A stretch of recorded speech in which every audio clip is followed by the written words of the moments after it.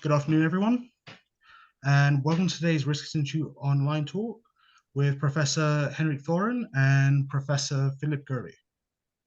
I hope I pronounced your names correctly. Apologies. Okay.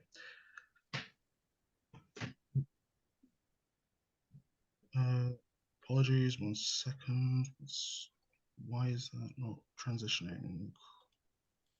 Oh, sorry about this. Okay, there we go. So today we are joined by Professor Henrik Thoren of the University of Lund, where he is a professor of philosophy with research spanning from the concept of resilience to sustainability, as well as the management of uncertainty when translating science into policy. We also have Professor Gerlee joining us from the University of Gothenburg and Chalmers University of Technology, where he's a professor of mathematical biology, having worked in cancer modeling with various contributions also into the fields of evolutionary biology and epidemiology. And I want to thank both of you for coming here today and giving your talk. And if you would like to proceed, thank you very much. Thanks a lot. So I'll start by sharing my screen and then giving the remote control to Henrik.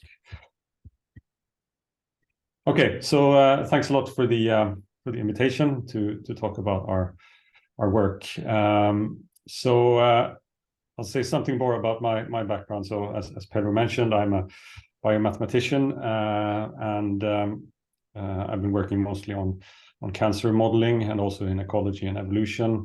But when the pandemic hit in 2020, it turned out that the tools that I had learned within those fields were all of a sudden very useful because the models are very similar compared to those in epidemiology. So I became involved in the modeling the pandemic here locally in Gothenburg, and then at the regional level, and then also, as I'll mention in a bit, I was also involved in evaluating and reviewing models on a national level in Sweden.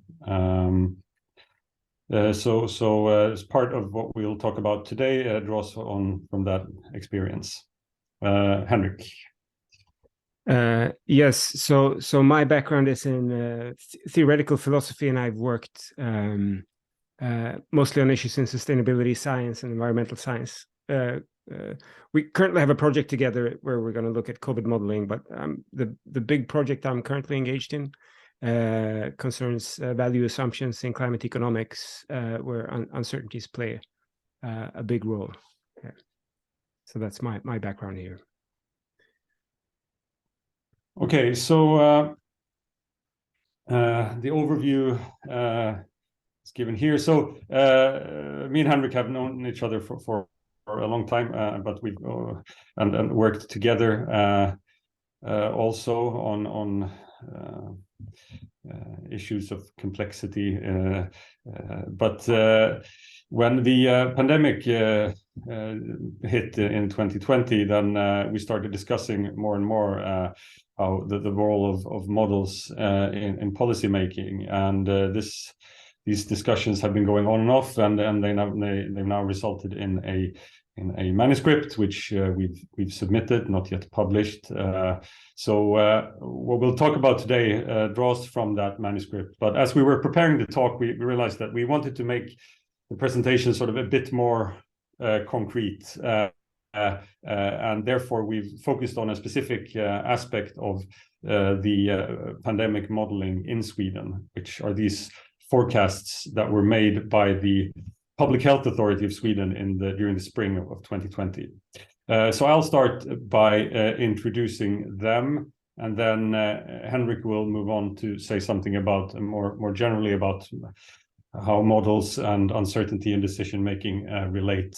And then I'll come back and talk a bit more about these forecasts from the Public Health Authority in light of those sort of aspects. And then Henrik will say something towards the end, which draws from the ideas that we present in our manuscript about some conclusions that we draw, and then some recommendations. Okay, good. So I'll start saying then something about modeling during the pandemic. So in Sweden, as in many other or all other countries, there was during the spring of 2020 a very rapid spread of SARS-CoV-2, and this then led to a increasing demand for hospital beds, and in particular intensive care beds. And at this time, there was a limited knowledge, both about the transmission of the virus, if it was airborne or how it actually was transmitted, and for example about asymptotic transmission. But there was also a limited knowledge of the disease that the virus caused. So who was actually at risk, and how was the sort of, for example, the age dependent, what did the age dependent risk look like? So in Sweden, there was, people relied on data from other countries, first China and then Lombardy, and I'll talk a bit more about that later. So there was limited knowledge and a considerable amount of uncertainty when it came to those aspects. And at the same time, there was very limited and fluctuating data on the actual incidence of the disease. So Sweden got started fairly late compared to other European countries with mass scale testing. During the first couple of months, the only people that were actually tested for COVID were the ones that were admitted into hospital. And this has then been blamed on a lack of preparedness, and this also made modeling much more difficult. But so at the same time, we had this situation where there was very large uncertainties, but at the same time there was a very large demand for predictions and or scenarios. What would happen the coming weeks or even further into the future?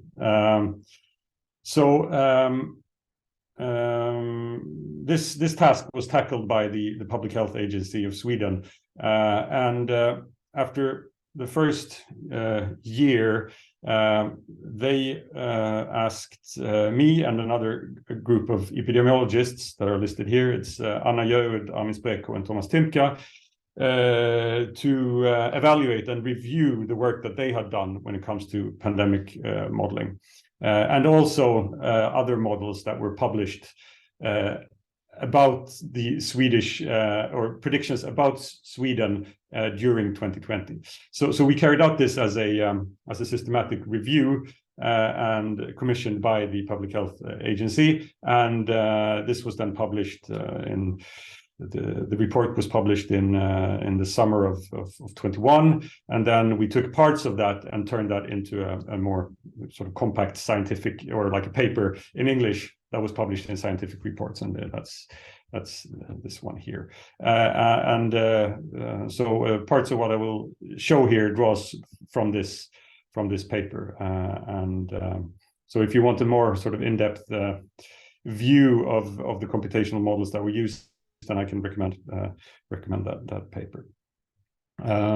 So that was the challenges that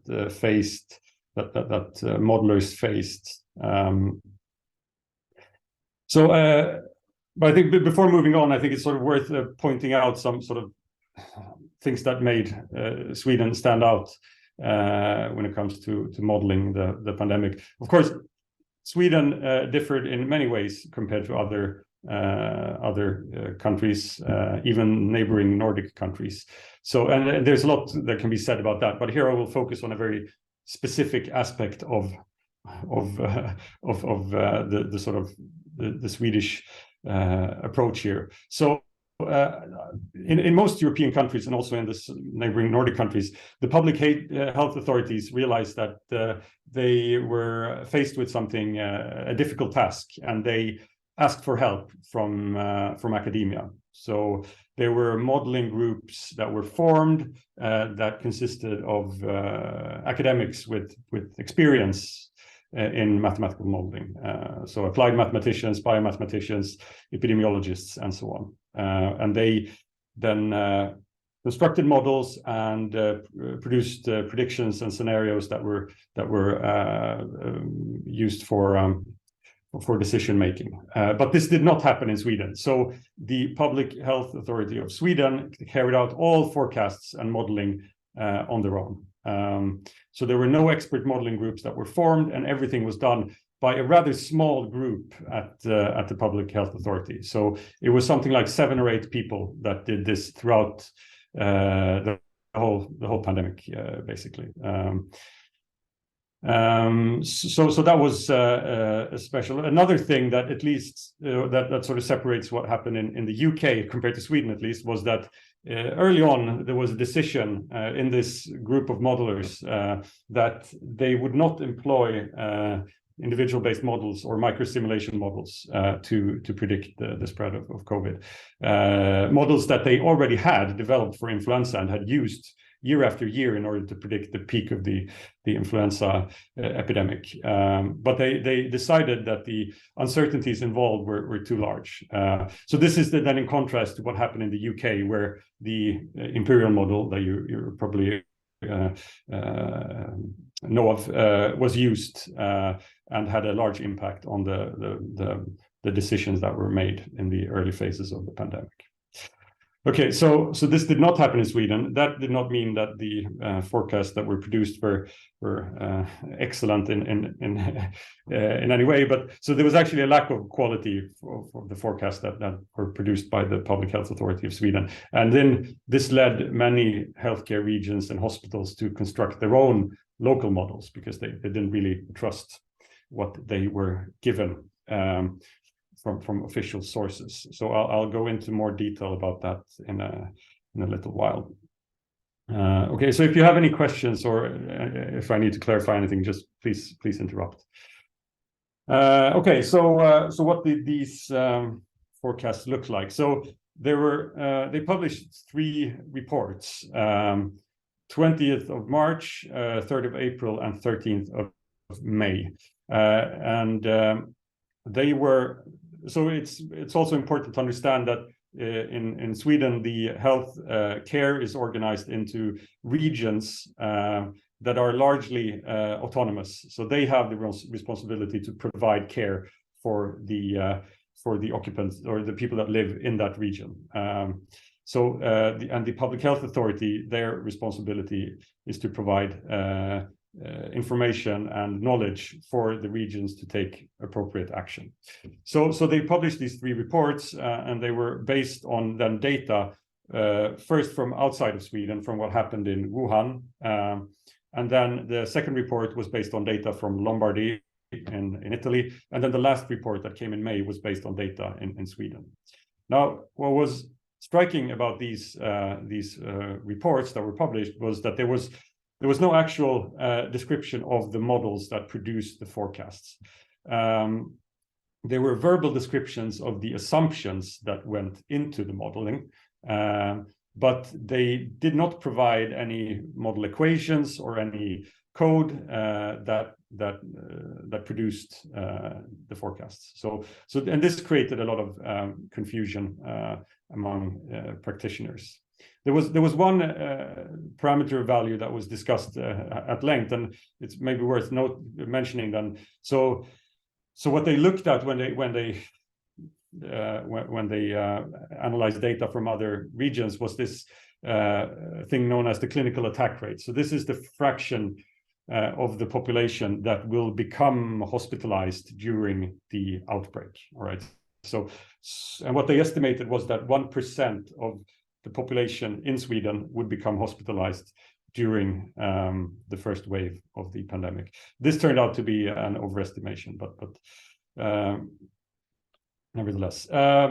So then what did these forecasts look like? Well, they look like these curves provided here on the right-hand side. So this is for a specific region. I can't remember which one now. I think it's Stockholm region, and this is a curve then that describes this. So this is the day since the outbreak started, and this is the number of admitted ICU patients. Oh, sorry, no, this is just inpatients, and this is ICU. Okay, so these figures don't look that great. The axes or the labels are not really visible, and it doesn't look good. But I just wanted to show, because it's taken straight from the report. So I just wanted to give you sort of the experience that people had when they looked at it. They were difficult to interpret, and this then caused a lot of confusion regarding what this actually meant. What we did in our systematic review was that we compared the outcome, the actual outcome, with these reports. So this is taken from the paper. So there are a couple of other models that appear here that are not really relevant for our discussion here, but it's the blue curves here that are the models by the Public Health Authority of Sweden, and the blue circles here denote when they were published, the reports, right? So one thing that they were a bit upset about when we published our review was that they did not agree with our way of positioning these curves in time, but because what's stated in the report is that they don't really have a time frame. They say it describes the outbreak. So what we did was that we aligned it so that the first ICU bed that was occupied by a COVID patient agrees with the first ICU bed in the model, right? And then it looks like this. So what is striking is that they completely miss the timing of the peak, and then they overestimate the height as well. But in terms of accuracy, they sort of lie in between the sort of extremes here that we compared that came from other research groups in Sweden. Okay, so that'll just give you an idea about what this looked like, and I'll come back and say something about the sort of the problems that were encountered with these forecasts. But before then, Henrik will say something more about more generally about models and uncertainty and decision making. Right. So thank you. Yes. So as you're probably well aware, there's this kind of general challenge when using models to aid policymaking, or to use model-based or model-derived knowledge in planning and policymaking. So models are, as we like to say, always false, but sometimes useful. Philosophers often have this kind of tool. Models are tools moniker that they return to highlight this kind of instrumental aspect of models and modeling. So this is meant to illustrate, of course, that kind of usefulness depends on what we use them for. There's no like easy way of making just better models without having some criteria about what goodness is usually then in terms of usefulness. And this tends to vary from one context to another, or from one situation or another, or perhaps from one discipline to another. In this particular situation, the relevant contexts are, of course, like the context in which the model is made versus the context in which the whatever it is the model produces is used, and they can differ in important ways. There are obviously some values involved in this, what philosophers like to call non-epistemic values. There's ethical social values, for example, that go into things like judging what's interesting, or evaluating what's interesting and important about some process, what ends up inside versus outside a model, for example, what kind of idealization, simplification, and distortions that are admissible. So this tends to be highly discipline specific usually. There's also an aspect to this kind of weighing of downstream practical consequences of being wrong. This philosophers like to call this inductive risk. So if you're prone to overestimating something versus underestimating something, you should aim for one or the other depending on what kind of consequences are involved. So this was highlighted, of course, generally in this kind of COVID-19 debate, when people wildly overestimated how many people would be hospitalized, for example. There's a more specific challenge that's part of this paper that me and Philip has written. Let's see if I can change this slide. Yes. That is part of this story about how to make models useful in policymaking. That's more specifically about uncertainty. So how do you convey uncertainty and associated with model-derived knowledge across these kinds of contexts? So the idea that we try to develop in this paper is that the models are part of what we like to say the domestication or structuring of uncertainty. So the basic idea is that like in a real planning situation, the uncertainties are kind of overwhelming. Like a lot of things can happen that will derail your projections or forecasts, and you usually just focus on some of those things.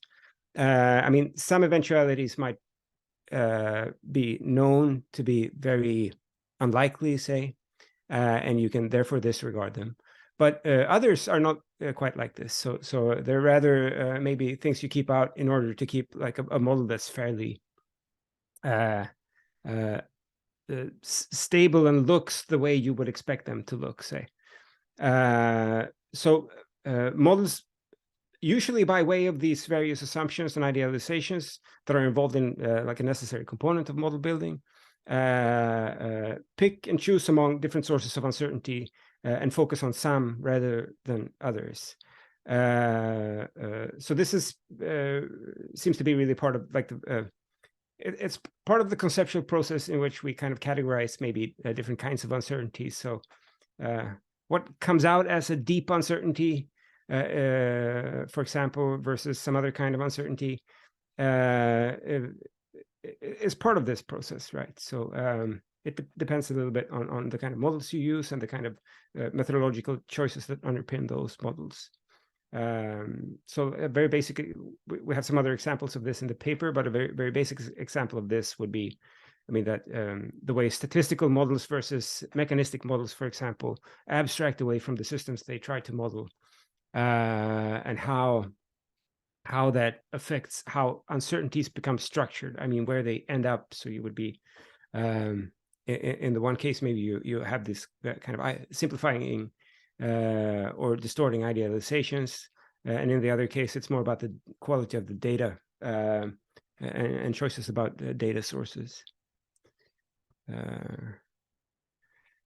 So we're a little bit interested in then what amounts to like good management of uncertainties, or good like a sensible way of domesticating uncertainties generally.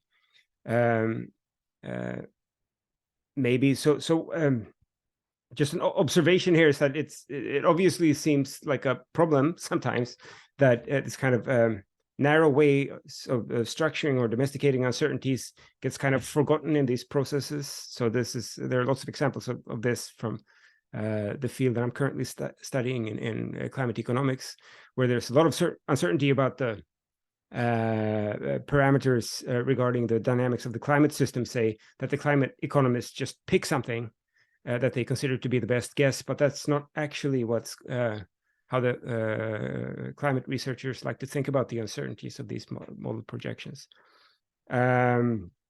Usually there's some kind of trade-off also involved, that to be very precise about the uncertainties involved is conditional on ignoring others, such as one would do in standard scenario analysis, for example. So by kind of locking down certain things, we can focus on other sources of uncertainty, and this makes them more easily manageable.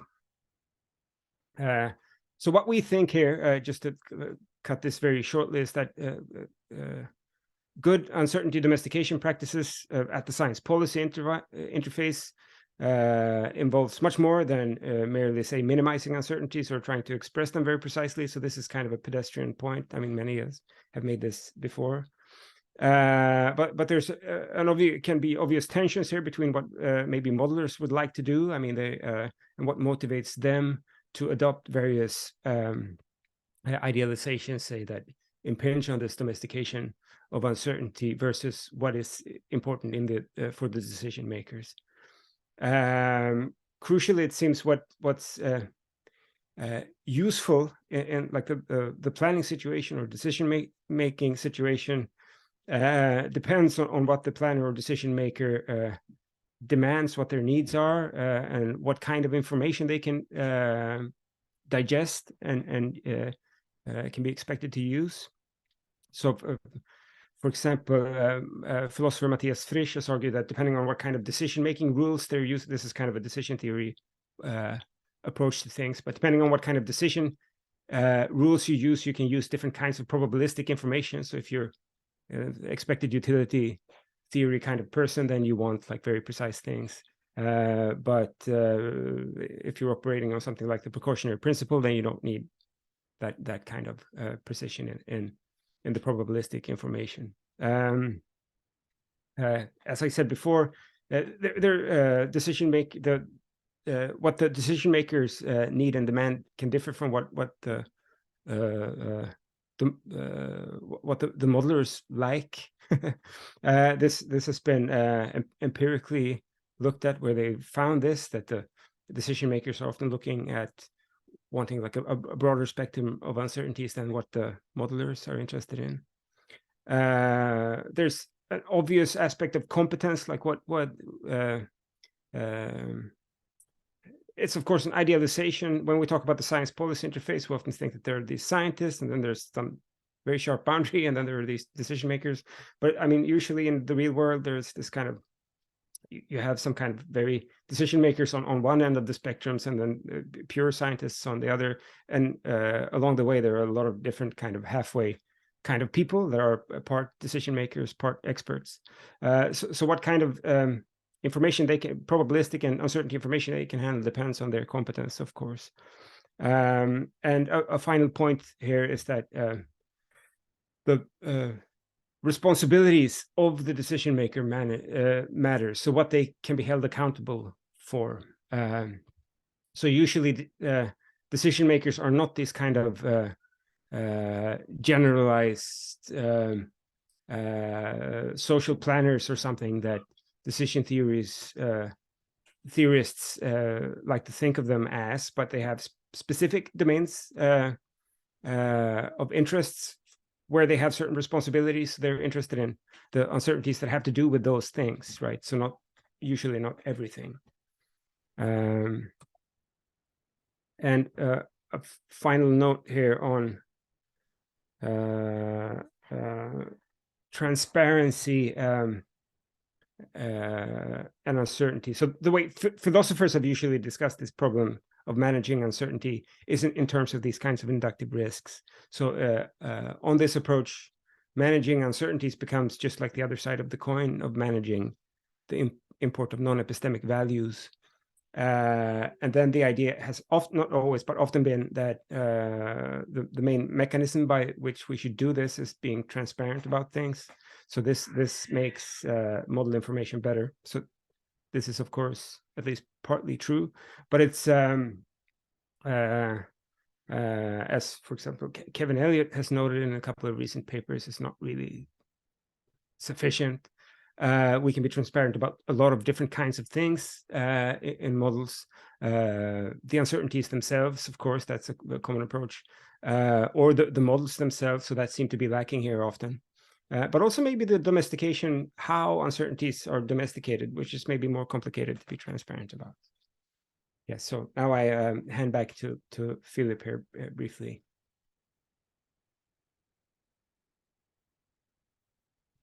So with this in mind, then I will say something about these forecasts that were made by the Public Health Authority of Sweden. So in terms of communication, transparency, and uncertainty, and then I'll sort of say something about the implications that this had, practical implications. So to begin with, maybe the word forecast is not the right word to use here, because what they decided to do was to use a term, skattning in Swedish, which sort of translates into estimate. So what they provided were some sort of estimates of how the first wave would look like. And this use of the word was completely sort of non-standard. The word belongs in statistics and has a very precise meaning. And in terms of sort of epidemics, it doesn't mean really anything. So that caused a lot of issues with the communication. People didn't really understand what they were seeing or reading. Also, it was not really clear who the intended recipient was of these forecasts. They were made public on the homepage of the PA Public Health Authority, but they were also sent out to the regions, the healthcare regions. But they sort of ended up at all these different levels. So you had sort of the decision makers reading these or looking at these forecasts, but also the analysts and modelers out in the healthcare regions. And it was not clear looking at the document itself who was actually the intended recipient, and this caused sort of further confusion. And then the third issue here was that the pandemic proceeded at different rates in different parts of Sweden. For example, the very south of Sweden, where Lund is situated, didn't really have a first peak at all. But the Public Health Authority, they completely ignored this, and they just produced a forecast that was blatantly wrong, even into May, when there was not going to be a significant peak. They produced one. So this also caused confusion, because people sort of looked out the window and said, well, we don't really see what's being modeled here. So what does it actually mean? So these three things sort of played into making made the communication poor. In terms of the transparency, as I've already mentioned, there was only a verbal description of the model assumptions, but there was no sort of detail at all. Later, when we reviewed their models, they sort of provided us with the sort of what was going on behind the actual model equations, which was a compartmental model. But no one knew this at the time. They were just given the curves. And this also made it much more difficult to use these forecasts. And lastly, then, as I showed you these curves of the hospital admissions or occupancy, and there was no attempt at communicating any uncertainty in these forecasts. There was mention of uncertainty and the sort of parameter values that went into the model, but there was no quantification or that sort of went out of the model. So what did this then result in? Well, in some ways it had positive consequences, because what happened was that because the healthcare regions didn't really know what they were looking at, they didn't trust what they received, they started doing a lot of modeling work on their own. So within the regions, their local modelers and epidemiologists started constructing models, but there was also a lot of communication in between regions, where they communicated their models and model predictions to one another. And this also led to the usage of a lot of local data that maybe otherwise would have been sort of lost. So, for example, there were models that relied on telenursing calls that were made so that you could get a picture of how many people called in and reported had a certain diagnosis at a certain day. This was very useful in the early days of the pandemic. They also looked at their own hospital admissions. There was also models that used public transport data. I was involved in such a project developing a model like that. And there was also, but this was slightly later, but attempts to use data from wastewater, where you counted the virus particles. And this then all went out into locally produced models. And a consequence of that was that there was sort of a natural model pluralism. because the regional decision makers, then they had these public health authority forecasts. That was one source of forecast, but then they also had their own internal forecast. And when decisions were actually made, it was made sort of from an ensemble, as an ensemble forecast, but I put it in quotes here because it was not ensemble in an informal sense that they put them in, but they based their decisions on a sort of array of different forecasts, and constructed sort of a final one that they then used for planning the logistics of hospital beds. What also happened was that the public health authority realized that this didn't really work out very well. So what they did was that they changed their mode of communication. So instead of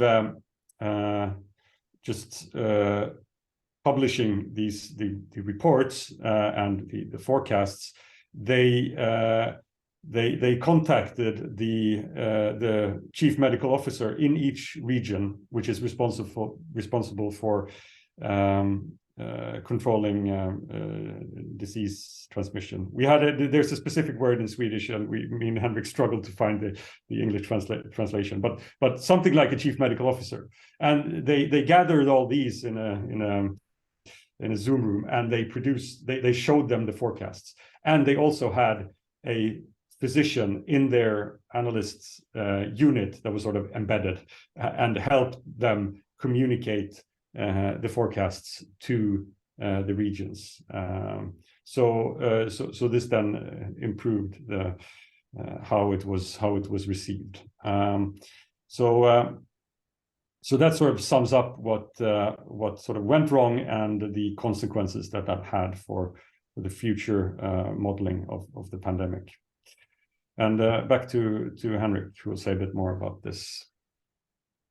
Right. So now to kind of close this, going to bring up a few points based on our co-authored paper here. So then we consider a few different possibilities of how to kind of deal with uncertainties in different ways, or counter the potentially pernicious side effects of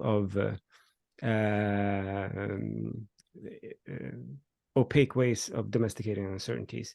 So one is, of course, some kind of pluralism, I guess. So we shouldn't trust models blindly, but use them in conjunction with other kinds of information and knowledge.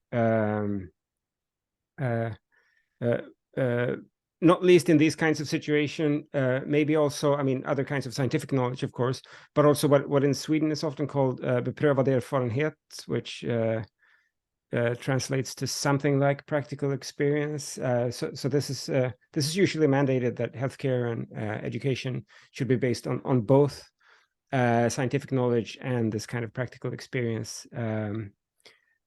So that's one point. Another is, in as far as we use models, it's probably useful to use many different kinds of models to be able to make transparent particular ways of domesticating uncertainties or managing uncertainties, and test them against one another. Another way of dealing with uncertainties that is kind of risky, but it's been discussed in this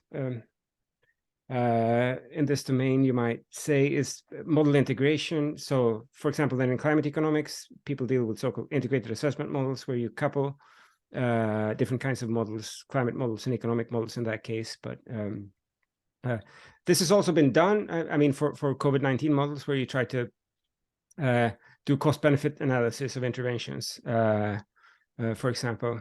So that's certainly another way of managing uncertainties that might sometimes be beneficial. In our case, you might say that there was clearly some kind of pluralist approach going on here, and it seemed to develop organically, and mostly in response to perceived or actual weaknesses in scenarios and forecasts provided by the public health authority. So it's not like an active policy measure, but something that just happened by itself, more or less.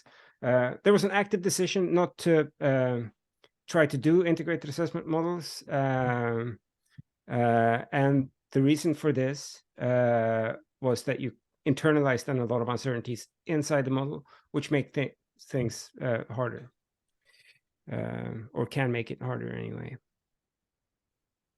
Right, let's see if I can change the slide. Yes.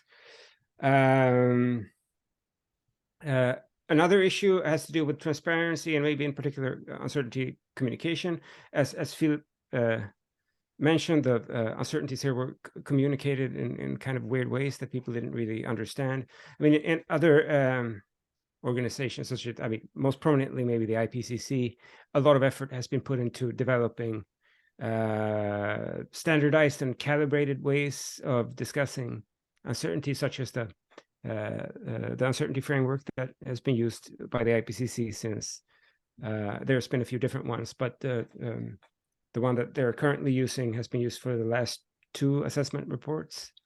So these are certainly have a lot of limitations and imperfections, and people don't really use them entirely consistently.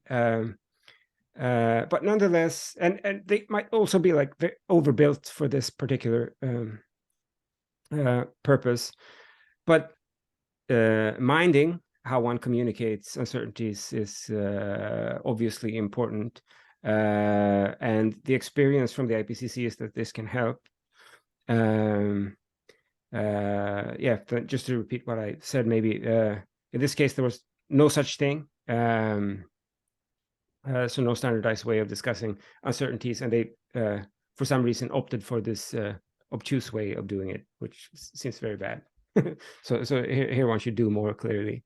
And a final point on uncertainty assessment and this accountability question. So there are these, to the extent, I mean, uncertainties and are tied up in value assumptions. You come across this, or come upon this issue of where the accountability is. So you can build a lot of this stuff into the model, in which case you kind of want to trust the model if something goes wrong. And it's at least a problem that needs to be tackled. So who's accountable? Who can we trust to do these kinds of uncertainty assessments? We take this to be very context dependent. Sometimes we tend to trust the models quite a bit and be happy to model uncertainties, I mean, explicitly. At other times, we want this to be part of a kind of a deliberative process of some sort. This, we think, I mean, illustrate that kind of the modeling part and the institutional part goes hand in hand. It should really fit hand in glove to be effective. So one can't think about the models as being good or bad in isolation from this kind of setting in which they're used. And our conclusion here is really that similar to our the first point here we made, that it seems that due to the perceived lack of quality of the public health models, modeling were then organically developed at other institutional levels. Sorry, here my son came in here. But again, this was not a consequence of active policy, but happened organically. So this is also something that one really should mind for the future. What kind of institutional structures one should set up in order to facilitate the right kind of interactions between policymakers and modelers. Okay, so that was the end of the presentation. So we're happy to take questions. Before that, I'll just want to mention, so the references here, this is to the paper on the systematic review of the computational models that were used. And then also we have our manuscript here, which is submitted. And then as Henrik said, we recently received funding from the Swedish Research Council. So we're continuing this work the project is called Predicting an Uncertain Future, Improving the Utility of Computational Models During a Pandemic. And we will look into, for example, one of the things are these local models that we kept coming back to in this talk, because they were never really investigated in our previous systematic review, and despite the fact that they were sort of used for a lot of decision making. So one of the sub project here is to really dig into those and see how they were constructed and how they were used. So, but we're happy to take questions and comments. Oh, thank you so much, Henrik and Philip, for your talk. If you'd like to ask a question, please raise your hand or write it into the chat.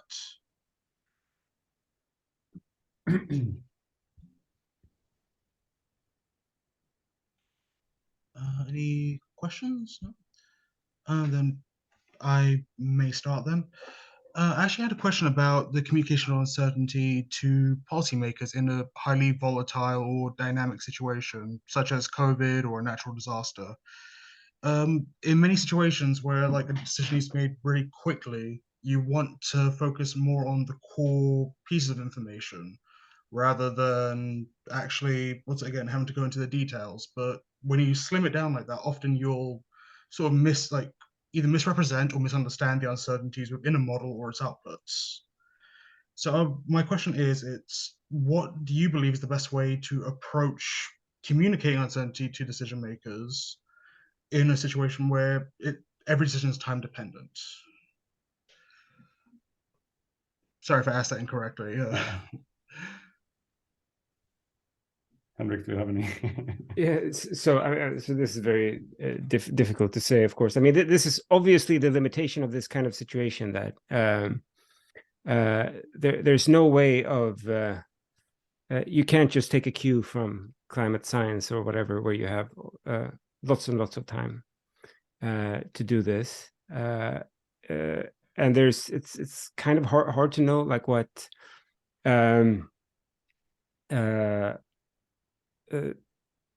like how far one should go. I mean, as far as we want to take the conclusions here is maybe that there was some obvious miscommunication going on, so this should probably be avoided. Maybe there's a reason for the public health authority to think about how it communicates uncertainty in some. It wouldn't have to be like a whole a whole uncertainty framework that's calibrated and worked out in the way that the IPCC works, but something that's maybe not made up on the spot. That was not a particularly clear answer, I guess, but it's as far as we've come now. Maybe Philip wants to add something. Yeah, maybe have another maybe more practical. So I think that one idea is that the modelers should have a better understanding of the sort of the consequences of the different actions that will be taken based on the model. I think that will improve the sort of utility of the model, because then it will hopefully become clearer for the modeler which of these sort of domesticized uncertainties are actually important for the decision makers, so an improved sort of dialogue between the modeler or analysts and the actual decision makers will, I think, is key to this. Do you believe that maybe the decision makers themselves should have their own variation of a uncertainty framework from which they can then sort of get a broader understanding of the uncertainties within a model and its outputs? Because again, too much information often leads to decision inertia, but too little information leads to sort of short-sighted, sort of like poor decisions in the long term. So rather than simply having like a singular uncertainty framework or the various uncertainty frameworks that we have, do you believe it might be best to have uncertainty frameworks specific to fields and specific for policy makers? So I think I would be more inclined to believe something like that. So more fit for purpose frameworks that are suitable for these kinds of situations, or maybe just I mean, it's very hard to say like what would be. I mean, it belongs to the nature of the situation that these might also be, I guess, in the way in the beginning, but that one should be aware that this is something that one needs to make up, maybe to ensure that there are an opportunity to develop these kinds of things, maybe as the situation arises, would be another option, instead of trying to do it like beforehand. Okay, well, thank you very much. Any other, well, is there anyone else? Oh, Matthew Spencer has a question. If you'd like to open your mic. Thank you. Yeah, so in epidemiology, people actually care quite a lot about how accurate the answers are. How much worse do you think things are in other areas of mathematical biology where people generally care less? Yeah, so this is something that I've definitely learned during the pandemic, because I learned that the sort of standards of what makes a good model or a model sort of acceptable model is very different between different sort of fields, and so in general in mathematical biology, I would say that the standards are very low. Maybe ecology has come the furthest when it comes to actually comparing model predictions or model dynamics to actual field data and what is observed. Because otherwise you sort of in many fields, like say cancer modeling, where I have experience as well, you're sort of happy if your model fits the data, and then that's you done. Whereas in epidemiology, it's really you really want this not just a primary validation, but also maybe a secondary validation where you try your model in a completely different population and context, and then you're sort of content with the model actually performing. So yeah, this is and this is something that we noticed in our review, that primarily for reasons of lack of time, that this was never really done for these epidemiological models either. So people produced their predictions, they published the preprint, and then they were done. They didn't look back. They were busy doing other things, I think. So I think that's something that can improve both in sort of mathematical biology in general, but also when it comes to pandemic modeling, but maybe for different reasons than that's in the initial phases of the pandemic. We were really sort of short of time, but yeah. So I think that sums it up, I think. I think we have time for one more question. NLC, if you'd like to ask. Yes, good afternoon. So thank you for this very interesting presentation. I had a question, so it's a bit on the side, but I work in climate science and uncertainties in climate science and in climate projections. And we were discussing the other days with colleagues about digital twins that has become a hot word, a hot topic in also in climate models. And basically they said, well, it's just, so they use it now very commonly in their proposals to get funding, because it's quite a key word. And for instance, I would say many of my colleagues work on digital twins of the ocean. And we were discussing why this word, because for them it's just another hot word for a model, but then they were saying that we were wondering, in fact, if I was thinking, sorry, it's unclear, but I was thinking that digital twins was the modern word maybe to strengthen more the connection with operations, operational research, like basically how to apply the results of a model and how to connect modelers and decision makers. But they were concerned about the fact that maybe if we would use the digital twins that way, we would lose the core part about model assumptions and so on that were maybe more assumed when we talk about models, because we know a model is just a model. And so it's very unclear what I said, but maybe you can just tell me what you think about this, digital twin hot trend. Yeah, maybe I can start. So I think that the word is sort of overused in many ways, because it also entered mathematical biology and sort of bio or medicine as well.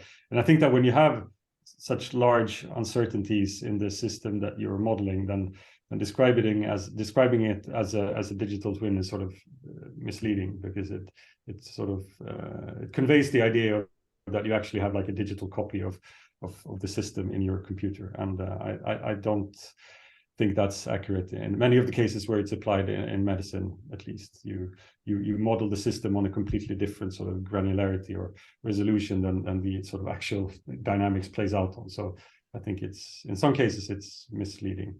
I mean, the sort of sensible usage of the word I've seen, like in where you make a digital copy of like a city with the sort of architecture and the constructions, and then you use that for modeling scenarios of a flood or of a hurricane and so on. And then it sort of makes more sense, because then you have a much better handle on the actual dynamics. It's sort of fluid dynamics, and you can simulate, or you can simulate it on a very high resolution without losing much information. So yeah, so that's my take on digital twins.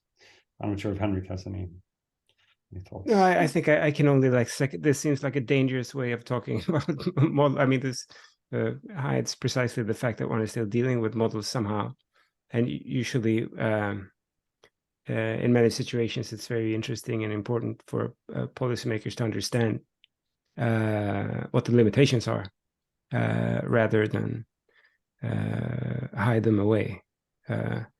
So to the extent that talking about digital twins is a part of obscuring this, it seems bad.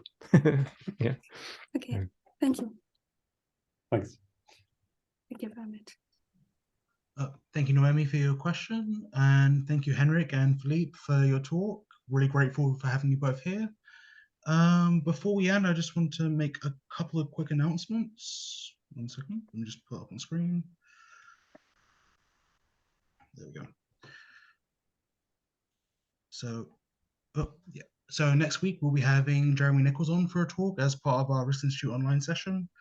And we'll also be having our 2-day MESS conference on mining and energy safety using sensors.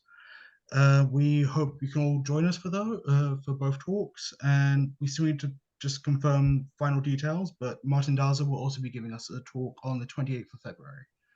Again, thank you, Henrik. Thank you, Philippe, for joining us. Really appreciate it, and hopefully we can have you both on again at a later date.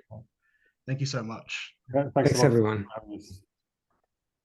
Bye. Bye-bye.